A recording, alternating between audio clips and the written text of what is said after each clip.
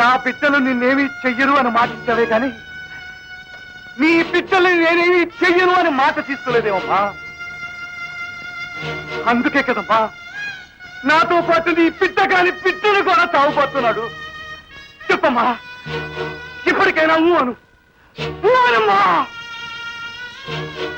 అమ్మా, నీ స్వార్థం కోసం నీ పసుపు కుంకుమ కోసమే చూస్తున్నావు. చూడమ్మా ఎంత ఘోరం చేస్తున్నాడు.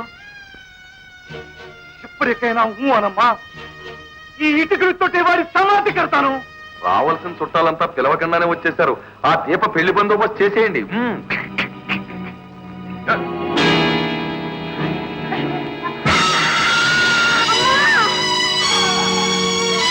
రాజు, ఏనాడు రాయి చేసుకున్న ఈ గుండెని ఈ పసుపు కుంకుమే కరిగించేసి ఆడదానికి సహజంగా పసుపు కుంకుమల మీద ఉండే ఆశ నాలోనూ ఏర్పడిపోయింది.